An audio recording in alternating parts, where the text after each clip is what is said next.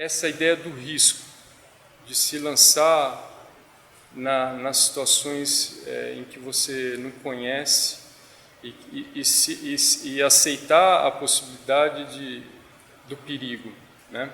E enfrentar isso, né?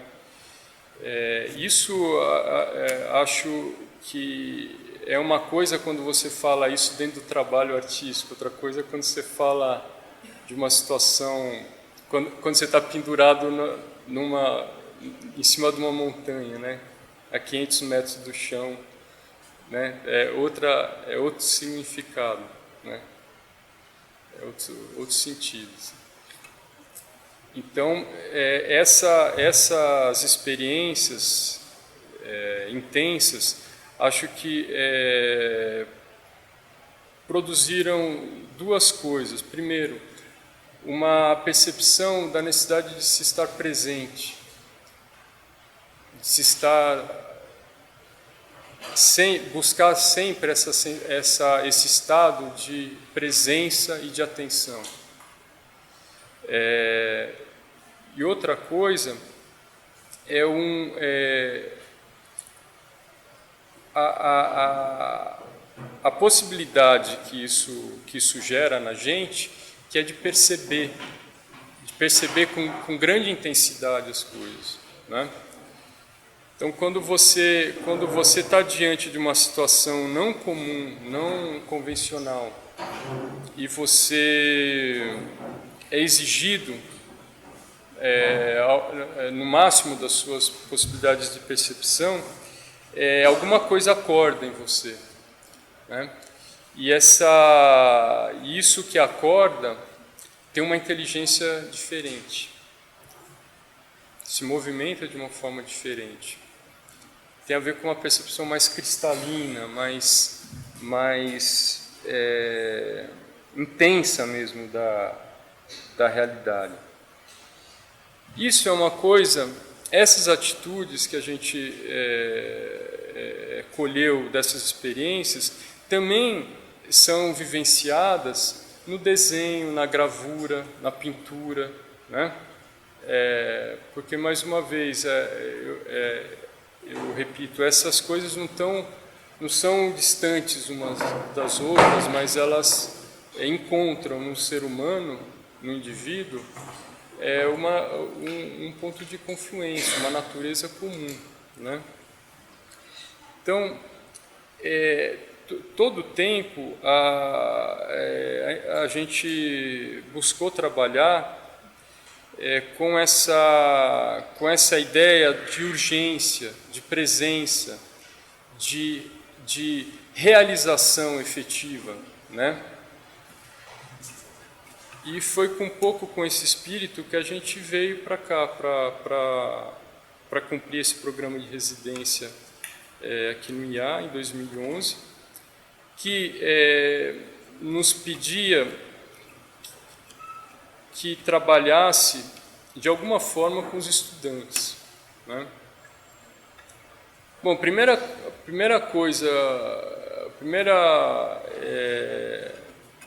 resolução importante, acho que tomamos, foi mudar para cá, né? Porque realmente levar ao pé da letra o nome do programa, de residência artística, assim. É comum os artistas que moram em São Paulo virem algumas vezes por semana para cá para cumprir esse programa. Falei, não, acho importante estar lá, né? Transferir o ateliê, transferir meu local de atividade para a escola, né? E tentar reproduzir no ambiente da escola um pouco dessa dinâmica do ateliê, do artista, que é um pouco diversa da dinâmica do ateliê da escola, né? Então, primeira coisa que a gente fez ao chegar, vocês devem ter visto aí nas primeiras fotos, foi organizar o espaço, né? Nos foi destinada essa sala aqui de baixo, a P06, que na época tinha um uso um pouco indefinido, ela era um pouco depósito, um pouco lugar de reuniões esporádicas. Então, a primeira coisa foi limpar o lugar, fazer uma grande faxina, organizar, né? E lançar as bases para o nosso trabalho a partir de um ambiente de clareza, de limpeza, de organização. Porque a gente acredita que essa organização externa, ela reflete numa organização interna. Essa limpeza, essa clareza, essa fluidez que você pode ter num espaço organizado, onde você sabe o lugar das coisas, onde está a ferramenta tal, né? Isso te possibilita trabalhar num alto grau de liberdade, porque as coisas fluem, as coisas não estão atravancadas, não estão bloqueadas, não estão cerceadas por pontos cegos. Mas você tem um ambiente onde você enxerga as coisas e você sabe se movimentar. Então, a primeira coisa foi criar esse ambiente. E com a consciência de que fazendo isso, só fazendo isso, a gente já estava passando uma mensagem, né? Inclusive, um dos temas das palestras que dei na ocasião foi sobre o ateliê, sobre a organização do ateliê, a organização dos espaços de trabalho. Porque percebia, desde a época que eu era estudante, e parece que isso não mudou muito, que o ateliê na escola de arte não é ateliê, é sala de aula. É um lugar que não tem as características que um ateliê deveria ter, né?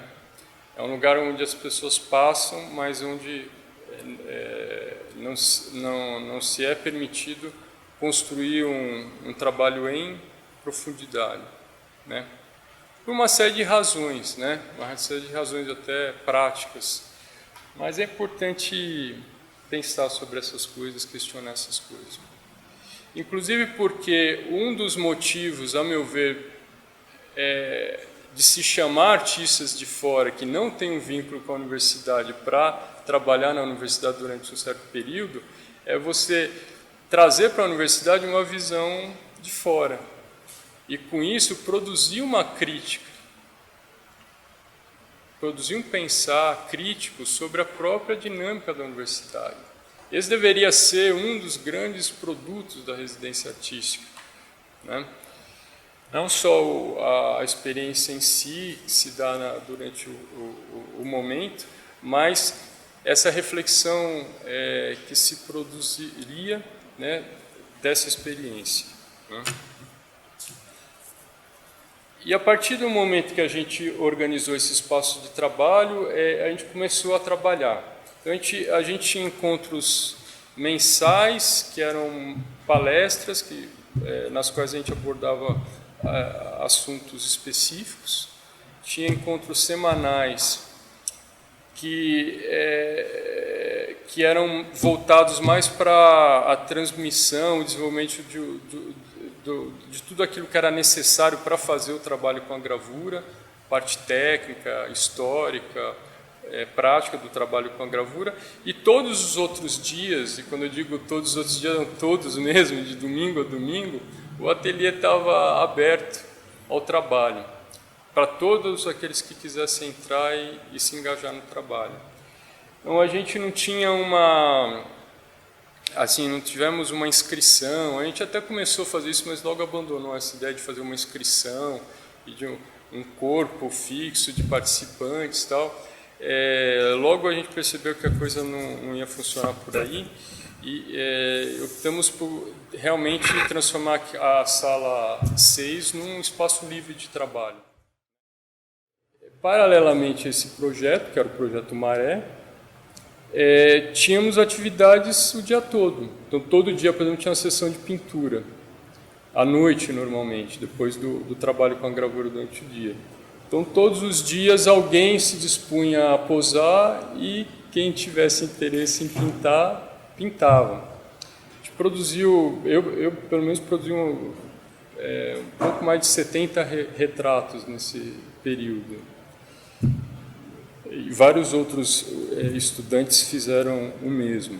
Essas turmas elas mudavam muito, cada dia vinha um grupo diferente, às vezes maior, às vezes menor, mas havia um grupo, um pequeno núcleo que começou a se fortalecer e que se tornou depois um grupo permanente, assim, é um grupo de mais ou menos 6, 7 pessoas que estavam sempre ali, e vocês podem ver pelas fotos, vocês podem até identificar quem seja. E a gente fazia todas essas coisas por entender que tudo isso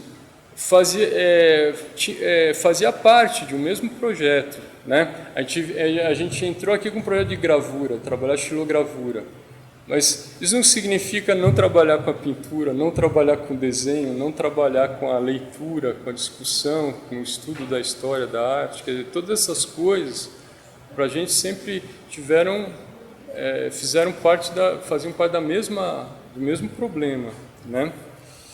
Tanto porque a imagem gráfica que a gente queria gerar, ela tinha uma característica tal que ela partia de uma fotografia, partia de uma imagem em tom contínuo, né? Que não tinha, a princípio, uma natureza explicitamente gráfica, xilográfica.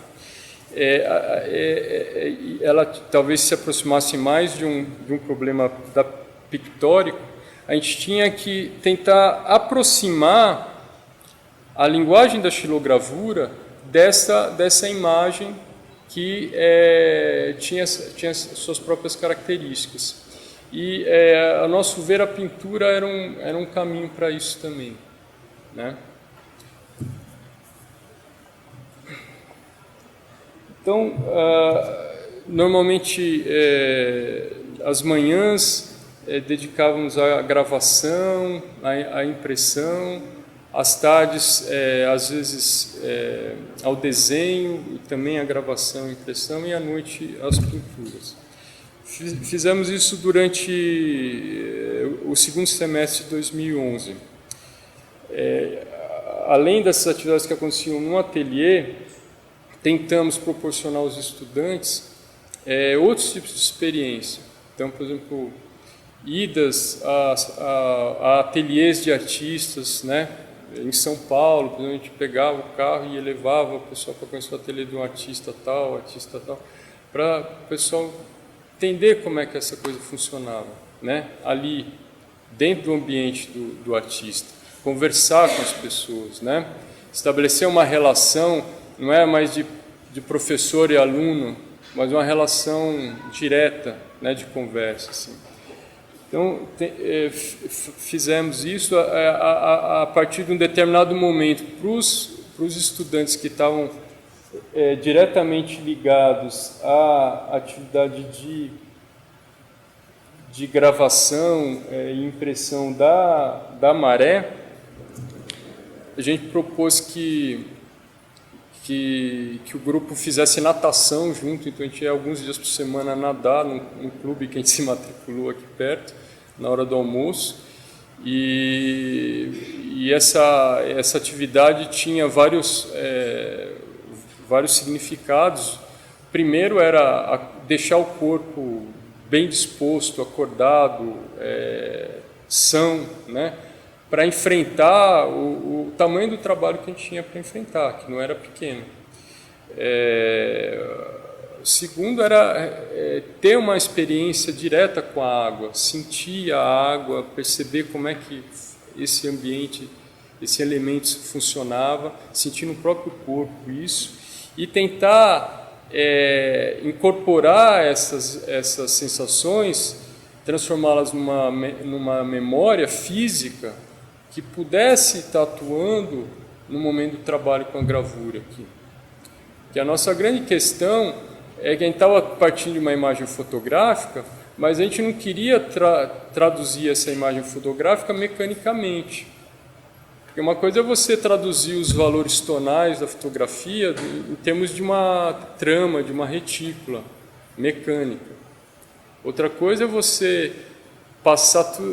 fazer tudo isso passar por você e isso virar um desenho, né? Essa gravação ela tem uma outra característica, é uma gravação que incorpora a ideia de desenho, ou seja, de um ato inteligente, de um ato que hierarquiza, que escolhe, que entende, que sente, que se emociona, né?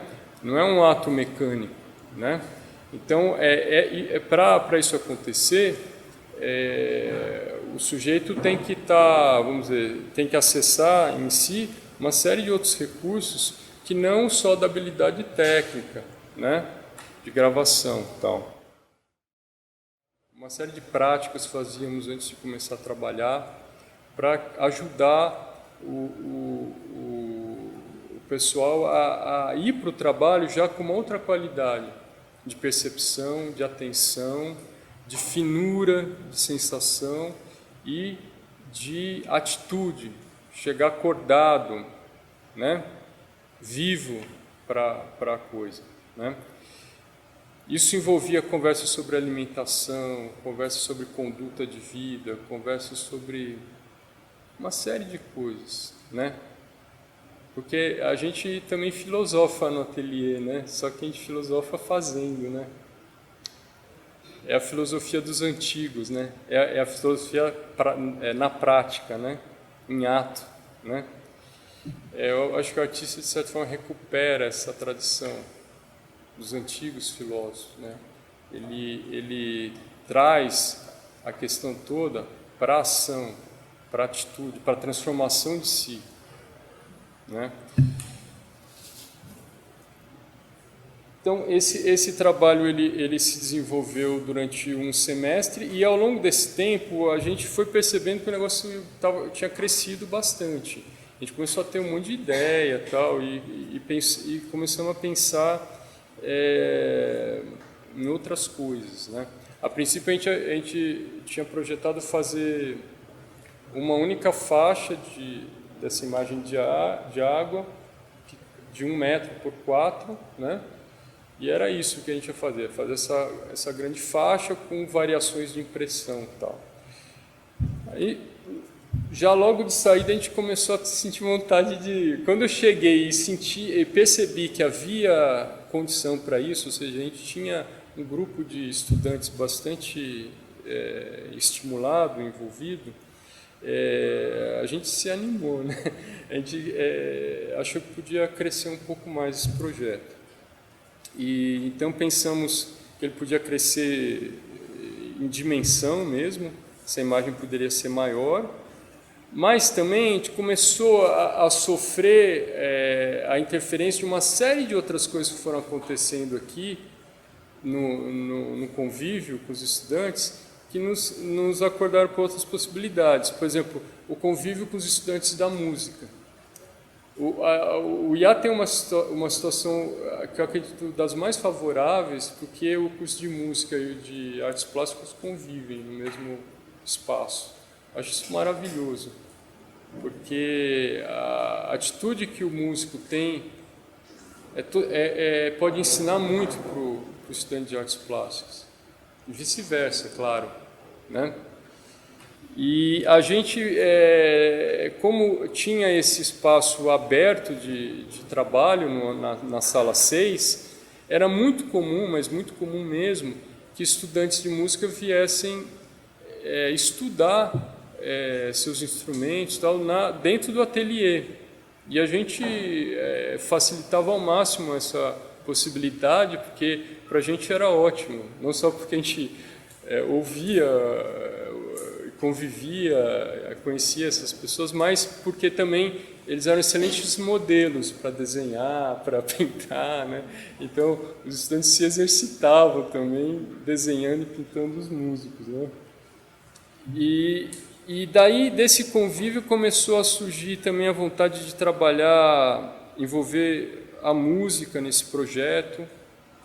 Depois, a gente também começou a perceber que havia uma possibilidade de trabalhar com a dança em relação a esse projeto. E isso nos levou, no final do semestre, propor para a escola uma ampliação do projeto, que seria fazer essa exposição que a gente está fazendo agora, a partir de um trabalho com estudantes da música, das artes plásticas, da mediologia, porque a gente já pensava nessa possibilidade de projeção, que vocês vão ver se forem lá na exposição, e de dança, né? É isso, né? Dança, música, mediologia, artes plásticas e dança, isso. Hã? Não, é só dança mesmo. Naquele momento a gente trabalha com o pessoal de dança. E montamos esse projeto tal, que envolvia 9 estudantes, 4 professores, e tínhamos já o lugar para expor tal. Conseguimos as bolsas para os estudantes tal, mas a escola não conseguiu garantir quer dizer, todo o resto necessário para isso acontecer, quer dizer, os equipamentos, todo o material necessário para isso, pagar os profissionais envolvidos para isso, tal. Então esse projeto ele acabou não podendo ser realizado aqui na escola. No entanto, até antes disso, a gente pleiteou uma continuidade do projeto por mais 6 meses, porque percebíamos que existia ainda um interesse muito forte dos estudantes com esse trabalho, percebemos que havia ainda muito que se fazer e tínhamos a disponibilidade para isso. Então, pleiteamos ficar na escola mais 6 meses sem vencimentos, sem nenhum tipo de pagamento por isso, mas para poder vamos dizer, aproveitar essa possibilidade que a gente via ser possível aqui. E a escola abraçou acolheu esse pedido e cedeu o espaço da sala 106 por mais 6 meses. Então, a gente ficou mais 6 meses nesse trabalho com a pintura, com a gravura, até realizarmos a exposição na Galeria de Arte, do Estúdio de Arte, em agosto de 2012. Né? É importante falar que essa exposição não continha só, como vocês estão vendo aí, o meu trabalho, o trabalho que eu realizei junto com os estudantes, mas também as gravuras dos estudantes, porque uma coisa também que a gente sempre garantiu é que cada estudante envolvido no Projeto Maré tivesse uma pesquisa pessoal com a gravura, né? Eu não queria operários, mão de obra, né, para executar o meu projeto. Eu queria, na verdade, trabalhar com pessoas que tinham capacidade de proponência, com pessoas que tinham capacidade de trazer para o projeto as suas próprias qualidades pessoais, como artistas. Então, o tempo todo que eles estavam vamos dizer, se exercitando para poder atender à necessidade técnica de gravação da Maré e de impressão, eles paralelamente também estavam fazendo suas próprias imagens, tal. E isso tudo foi mostrado na exposição que realizamos lá. Depois da conclusão, né, desse projeto, e diante da inviabilidade de continuar a fazer aquela ideia maior aqui dentro da Unicamp, nós tínhamos 2 alternativas: ou eu voltava para São Paulo, né, ir embora, ou dar um jeito de continuar aqui. E foi isso que a gente fez. Porque essas oportunidades são tão raras, são tão preciosas. Você encontrar um grupo disposto é uma coisa de um valor tão indescritível, que a gente tem que aproveitar essas coisas. Pode deixar passar. Tem que dar um jeito, tem que fazer o esforço necessário para para tirar o suco disso, né? Então a gente resolveu, eu e a Marina, né, decidimos como um acordo permanecer aqui em Barão e encontrar um espaço onde a gente pudesse acolher esses estudantes e continuar o trabalho fora da universidade. Então, gastamos um tempo procurando espaço, até encontramos uma casa, compramos essa casa e montamos nessa casa, que é a nossa casa, o lugar onde a gente vive, um ateliê de dimensões muito maiores do que as que eu e Marina necessitávamos pessoalmente. A gente pensava que esse ateliê pudesse acolher mais pessoas, né? E de fato, alguns desses estudantes permaneceram próximos da gente, né? O Dene, a Isa, né? E o Wagner, né? O João Paulo um pouco, mas depois ele viajou para Portugal, está até hoje lá. E outras pessoas que não tinham participado do projeto Maré aqui também foram se aproximando desse novo espaço. E a gente ficou um tempo gastando, normalmente, possivelmente o ano de 2003 todo, arrumando, reformando, organizando o espaço. Foi um ano de pouca produção assim, artística, um ano de fazer, de assentar tijolo, de cavar buraco, de pintar parede. E mesmo nisso eu tentei, à medida do possível, a disponibilidade deles, envolvê-los nisso também, que achava importante também envolvê-los nisso, aprender a pintar a parede, a fazer uma instalação elétrica, a cavar um buraco, a cuidar do jardim, a trocar a telha, porque para mim tudo isso faz parte do trabalho do artista, pode fazer parte do trabalho do artista. E daí começamos a trabalhar a partir de 2014, retomar o projeto, de fato, nesse novo espaço. Aí já visando essa possibilidade que havíamos desenhado ainda aqui, de fazer essa instalação que envolvia não só a exposição dessas gravuras de grande dimensão, mas também projeções de filmes sobre as gravuras, a música, né? E começamos então a trabalhar, né, nessa direção, dentro do mesmo espírito, ou seja, mantendo as sessões de pintura, as sessões de desenho, que existem até hoje. Hoje mesmo, quando a gente sair daqui, a gente vai ter uma sessão de modelo vivo lá, de desenho de modelo vivo lá em casa. A gente, saindo daqui, vai para lá fazer isso.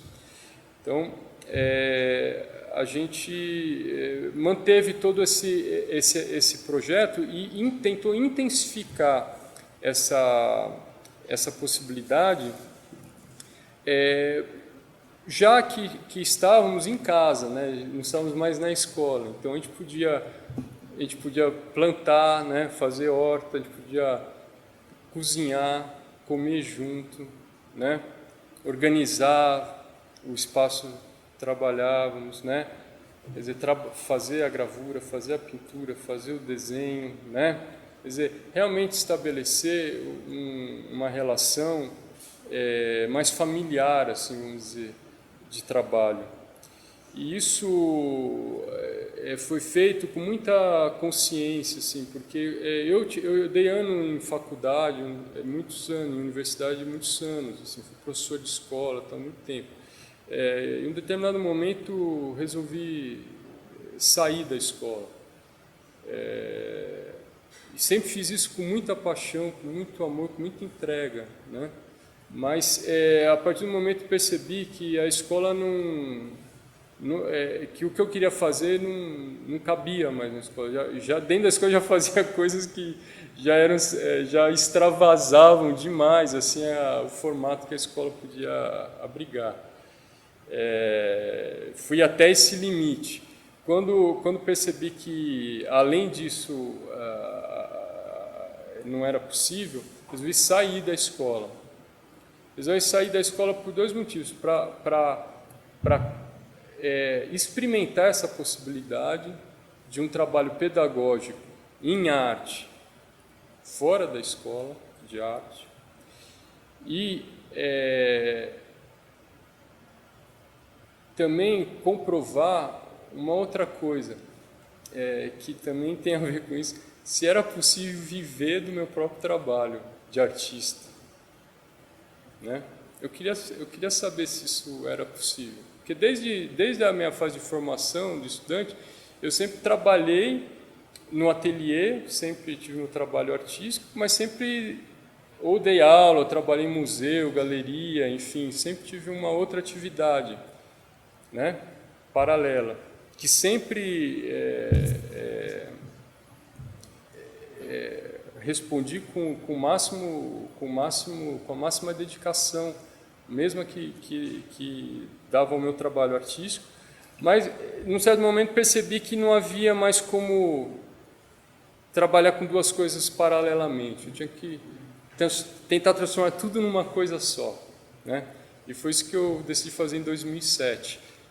Larguei todos os meus empregos e falei, agora eu vou viver de arte e trabalhar com educação como artista, né? Então, o que a gente tentou trazer para cá foi um pouco essa experiência, quer dizer, como é que a gente entende o trabalho educativo em arte fora dessa estrutura da aula, do professor, do aluno, da disciplina, né, do trabalho de final de semestre, de todas essas coisas, né? Aqui dentro do IAD, durante a residência, por conta dessa possibilidade especial que o artista residente tinha, de não precisar responder a nenhum tipo de exigência curricular ou burocrática da escola, acredito que a gente avançou muito nessa experiência e tirou dela muita reflexão, quer dizer, muito entendimento, né? Muitas coisas que a gente presumia que eram possíveis, a gente comprovou serem possíveis nessa experiência, né? Quer dizer, qual que era a grande questão que eu colocava? Isso foi entregue para a direção da escola no final da experiência aqui, um relatório de 70 páginas que propõe uma reflexão sobre o ensino de arte na universidade e obviamente, uma crítica ao ensino de arte na universidade. Isso foi lido com muito incômodo pela diretoria da escola e foi guardado numa gaveta bem funda, né, longe do acesso de qualquer pessoa. A grande questão que eu colocava é o seguinte: como aliar ensino e pesquisa? Acho que esse é o ponto central que precisa ser discutido na universidade, de forma geral. Em outras áreas do conhecimento, essa questão talvez nem se coloque, porque isso é dado como certo. Mas na escola de arte parece que houve uma dissociação entre o ensino e a pesquisa.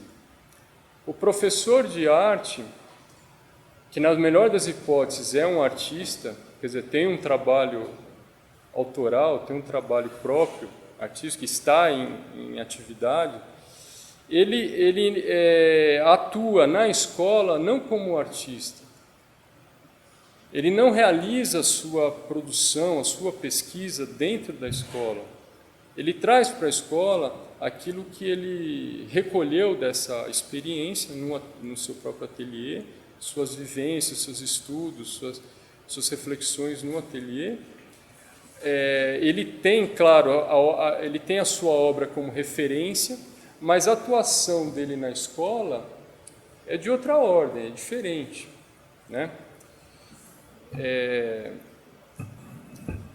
Então, o estudante, ele dificilmente, dentro da universidade, ele tem contato com o fazer do artista, de um artista já experiente, que já tem um tempo de trabalho, que já tem uma densidade, um mergulho nesse trabalho. Ele não consegue ver isso diante dos próprios olhos. E mais do que isso, ele não consegue experimentar isso junto, né? Então, tudo isso leva a uma mistificação, leva a um distanciamento da coisa em si, né? E acredito que isso não ajuda naquilo que é o mais importante, que e que seria a missão do educador, que é de proporcionar um ambiente, uma ocasião, né, um contexto favorável, né, ao máximo, ao despertar, ao desabrochar das possibilidades, das qualidades que cada um carrega dentro de si, a partir de uma prática real, né, e não de um conhecimento de terceiros ou de quartos, mas a partir da própria experiência.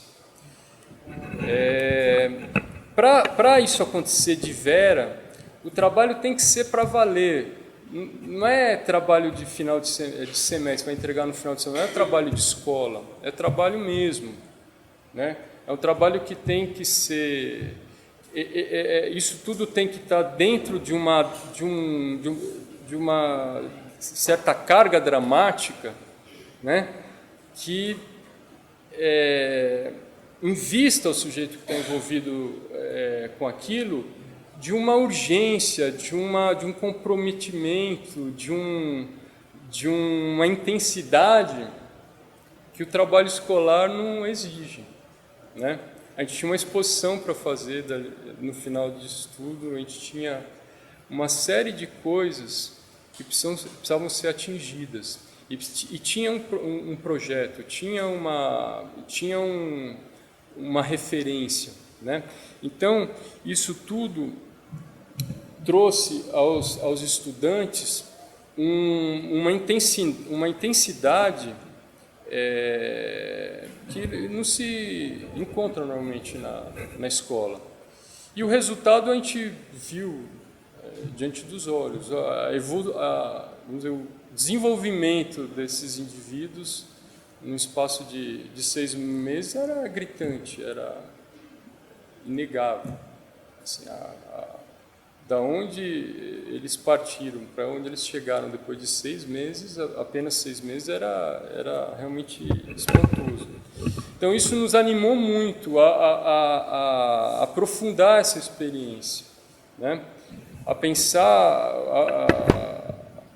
o ensino de arte não como uma coisa que acontece a posteriori ou separado da pesquisa, mas acontece junto com a pesquisa. Ou seja, pensar que a escola poderia ser um ambiente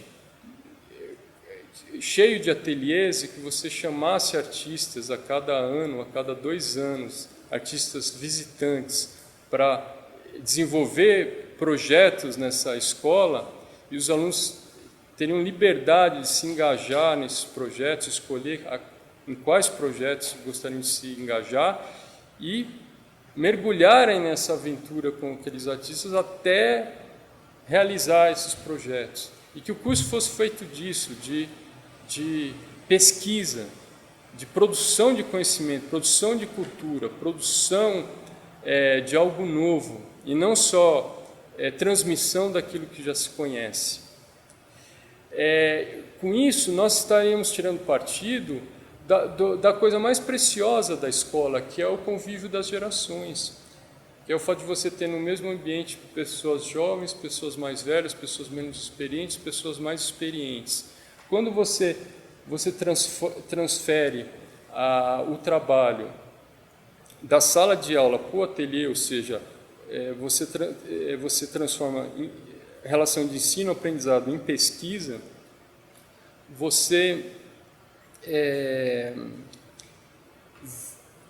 todo mundo que está participando tem voz, todo mundo que está participando tem como contribuir.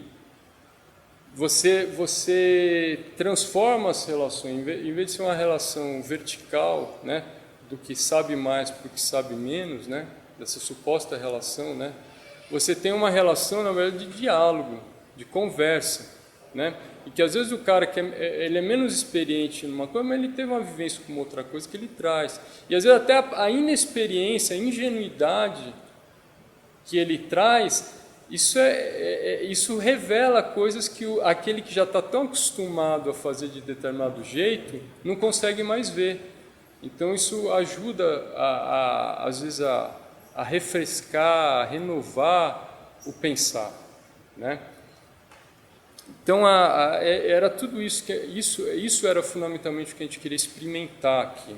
Não era só fazer, a questão não era fazer uma gravura, né? E para isso não precisava estar dentro da universidade, né? A gente já tinha um ateliê para fazer isso. A questão toda era experimentar essa possibilidade de transformar o trabalho de pesquisa em arte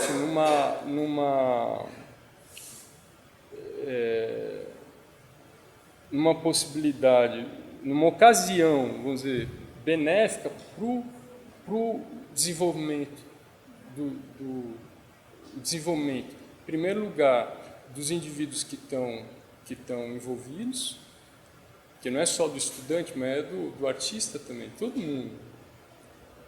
Mas também desenvolvimento da cultura, das artes, porque você está produzindo coisas, você está descobrindo coisas. Por exemplo, todo esse trabalho que fizemos com os músicos do Amago Trio, né? Quer dizer, toda essa interação entre gravura e música, né, que foi possível fazer a partir desse projeto, é um negócio que acrescenta, né, uma possibilidade, abre para uma possibilidade, né, que não se aborda muito. Então, essas coisas todas precisariam acontecer dentro da escola de uma forma um pouco mais, vamos dizer, orgânica e intensa também. A ideia era intensificar essa experiência, né? Então, transformar a relação entre, vamos dizer, o que seria a relação entre professor e aluno, né, uma relação de amizade. Isso não é novidade, não, e não é nenhuma coisa, não é nenhuma mania particular.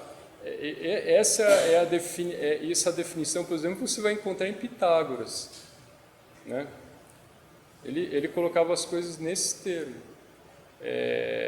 A relação entre o instrutor e o discípulo é fundamentalmente uma relação de amizade, de compromisso integral. Você tem que estar, assim, é um pouco absurdo você transformar isso numa profissão, né? Na verdade, essa é uma relação que deveria envolver um outro grau de envolvimento, né? De responsabilidade para com o outro, né? A capacidade de poder caminhar junto com o outro, de acolher o outro, né? Nas suas diferentes demandas, na sua integralidade, né? Para fazer isso, você precisa de espaço, precisa de liberdade.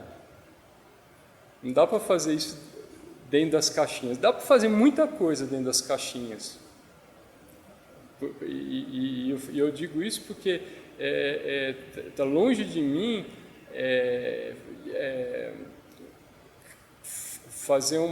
desconsiderar todo o trabalho que é feito, que vem sendo feito pelas pessoas que estão na universidade, que são professores, que são docentes da universidade. Posso tomar a minha experiência como comprovação disso. O meu grande acordar, meu grande despertar para todas essas coisas que a gente está falando aqui, aconteceu dentro de uma sala de aula na Universidade de São Paulo, né? Durante as aulas do Evandro Carlos Jardim, que foi talvez a minha grande referência, talvez não, certamente minha grande referência dentro do curso de artes que fiz lá na Universidade de São Paulo. Então, dentro daquela estrutura lá, então, longe de ser a que a gente almeja, ele estava possibilitando isso, né? Então, é possível fazer dentro dessa estrutura, mas é importante que a gente perceba que o trabalho artístico, o trabalho de educação em arte, ele tem uma natureza, ele tem uma especificidade que precisa ser buscada, compreendida e respeitada. Ele não é equivalente ao trabalho necessário a outras áreas do conhecimento. Então, seria importante utilizar essas experiências que são, vamos dizer, incomuns, né? Para tentar perceber aquilo que é específico, aquilo que é próprio do trabalho artístico e recolocar o próprio sentido da arte dentro da universidade, né? Para isso, eu acredito que hoje nós precisamos olhar para fora da universidade. Acho que tem muito mais coisa acontecendo fora da universidade do que dentro da universidade. Tem muito mais experiências ricas nesse sentido fora do que dentro. Isso não significa uma negação da universidade, do lugar da arte na universidade, mas um necessário arejamento da escola de arte. A gente precisa olhar o que está acontecendo fora e tentar trazer isso. E se for preciso derrubar algumas paredes para fazer isso, precisa derrubar. Não dá para achar que vai mudar sem mudar. Tem que mudar mesmo, né? Então, eu estou aqui na presença de professores da escola que eu respeito muito, admiro muito, vocês em especial, e digo isso com toda a franqueza e tranquilidade. Assim, acredito que esse projeto precisa ser realizado pelas pessoas que estão dentro da universidade, mas também é muito valioso que existam essas experiências fora da universidade e que exista um diálogo entre essas experiências, exista uma penetração dessas experiências, que é o que a gente está fazendo aqui hoje, né? A gente está fazendo um pouco disso hoje, né? Então, quer dizer, isso tudo está acontecendo. Em 2015, dentro do projeto de criar essa instalação que envolvia música, projeção e tal, fizemos contato com o Âmago Trio, que é um trio formado por ex-alunos aqui do IA, jovens músicos, que trabalham fundamentalmente com improviso.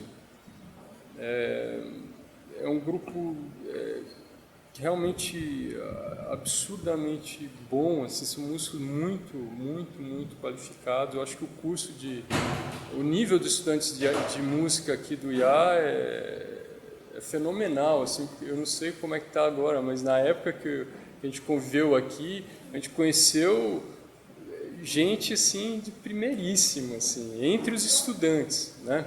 Não sei se a coisa se mantém, mas esse pessoal do Âmago Trio, eles têm uma característica muito interessante, que eles tocam sem nenhum tipo de planejamento e de combinação prévia. Eles sentam e tocam, né? E quando eu vi o trabalho deles, além de me encantar pela qualidade em si do som deles, me atraiu muito essa ideia, a forma como eles construíam a música deles, que eu identificava isso, de certa forma, com a gravura, por incrível que pareça. Parece que a gravura é uma coisa super... Parece que tem um projeto super rígido e que tem uma linha de trabalho assim, super definida, né? Porque você já tem uma imagem e tal, mas a verdade é que, na hora da gravação da matriz, o tempo todo você está com uma atitude exatamente igual do músico de jazz, do músico que improvisa. Porque você tem, por exemplo, no caso da maré, você partia de uma imagem fotográfica, como eu disse, em tom contínuo, ou seja, você tem manchas que vão do preto até o branco, passando por todas as gamas de cinza, sem variação, sem limite, sem borda definida entre elas, certo?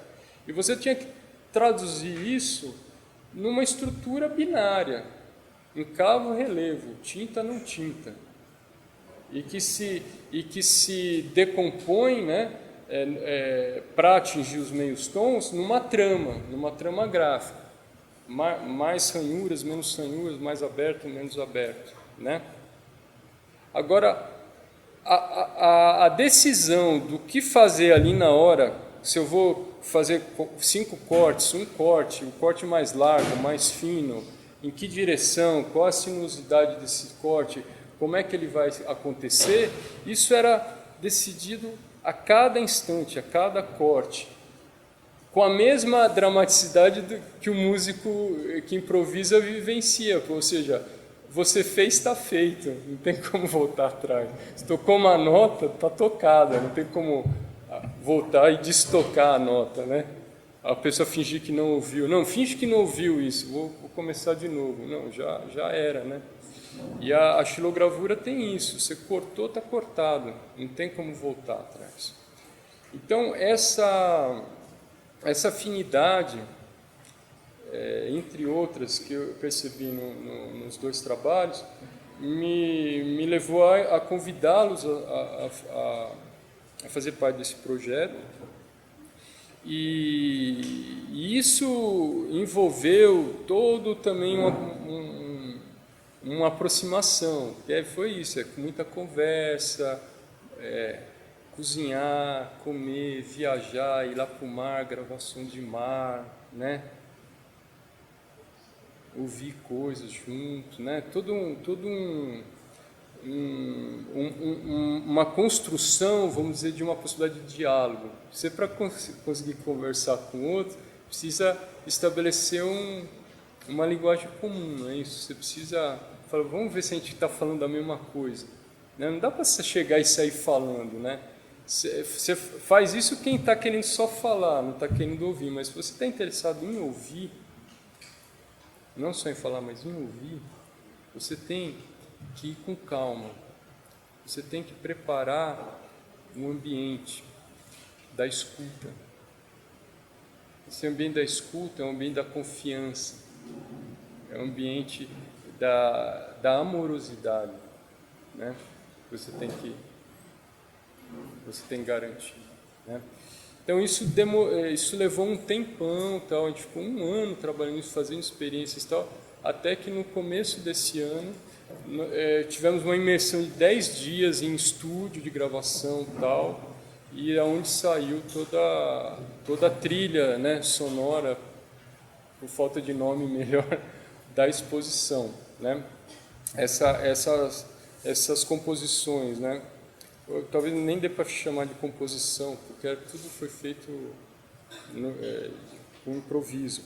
Isso tudo foi distribuído em 4 canais, foi mixado em 4 canais, e cada canal tá sendo tocado lá na exposição em uma caixa de som. E cada caixa de som está ligada a um sensor de presença. Então, a movimentação das pessoas na exposição pode acionar um ou mais. Na verdade, assim, tem 1 hora de música, de som, que está sendo tocado ininterruptamente, mas em silêncio. E aí, quando você passa no sensor, você abre uma janela. Então, aí, durante um determinado momento, aquele trecho que está sendo tocado naquele momento é audível. Depois essa janela se fecha. Então, na verdade, você tem, com a movimentação do público, a possibilidade de criar infinitas músicas, né? Porque você pode ter só um canal tocando, ou um com o outro, ou um depois do outro. Quer dizer, você tem uma possibilidade enorme. E para nossa satisfação, a coisa está funcionando muito bem, assim. A gente consegue não só perceber, mas também ouvir o relato de outras pessoas que estão visitando a exposição, realmente a interação que está existindo entre o som, a música e a imagem, né? Então não é uma coisa assim de um pano de fundo, a música como fundo musical da exposição, como uma coisa assim, mas realmente a gente sente que está existindo uma interação, um diálogo entre essa estrutura sonora da música e a estrutura gráfica das tiras, né? E o próprio ambiente. Outra coisa que vocês vão ver se forem à exposição é essa sobreposição de filmes, né, de imagens filmadas na gravura. Bom, eu não vou aqui ficar explicando o trabalho, né, porque se eu tivesse que fazer isso, era assumir que o trabalho não deu certo, né, porque o trabalho está lá, vocês, por favor, se quiserem, mais uma vez convido a verem, e ele acredito que está falando por si mesmo, então não vou eu aqui agora ficar explicando o trabalho, não teria sentido. Mas só acho importante trazer alguns elementos para vocês pensarem, como, por exemplo, essa relação da projeção com a xilogravura, né? Tem uma coisa básica aí, veja, essas coisas a gente não pensa de antemão, e isso tem a ver com aquilo que eu falava da especificidade do fazer artístico. Essas coisas a gente pensa depois, né? A gente intui coisas, a gente faz coisas e depois a gente pensa, né? Ou pensa junto, sei lá, mas não é que a gente pensou, criou todo um projeto e falava, então agora eu vou fazer isso. Mas parece que essa relação da projeção com a xilogravura, ela de certa forma, ela nos desperta para aquilo que é específico da imagem gráfica, da própria história da imagem gráfica. Porque é isso esse tipo de imagem que a gente está vendo aqui, projetada aqui nessa tela pelo projetor, vendo o computador, tudo isso está estruturado em princípios que nasceram lá atrás com xilogravura. Não é diferente. A gente...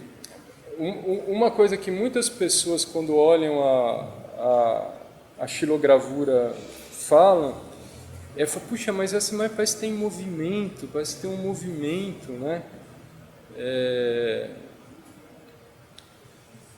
E isso é uma coisa que particularmente sempre me atraiu muito, que a gente nasceu na era do cinema, né? Eu pessoalmente adoro cinema, é uma coisa desde moleque, assim, é uma das coisas que eu mais gosto, de cinema, de filme e tal, né? Era ratos, investia quando adolescente assistia 3 filmes no mesmo dia, aquelas mostras de cinema, ficava 3, 4 filmes no mesmo dia, assim, né? Ficava... Então, assim, o cinema, ele traz essa possibilidade maravilhosa do movimento, né? Mas a pintura, né, a gravura, a imagem dita estática, ela também traz para a gente uma outra possibilidade de movimento, que a gente precisa lembrar, porque a gente é da época do cinema, né? O tempo do cinema é um tempo horizontal, é um tempo linear, porque é o tempo do frame passando, né? E acredito que a grande parte da produção de cinemas de hoje leva isso às últimas consequências, ou seja, criou uma narrativa que é linear, que é totalmente horizontal. É só velocidade, velocidade, velocidade, coisa passando, né? O tempo da pintura é um tempo vertical, é um tempo em profundidade. Não é um tempo horizontal que está passando assim, é um tempo que decorre de um mergulho, de uma síntese, de um adensamento de coisas. As coisas estão ali, elas estão vibrando, elas estão se movimentando, mas o tempo, quem dá para isso acontecer, para isso ser perceptível, é o espectador. Você tem que parar e ficar um tempo ali, olhando.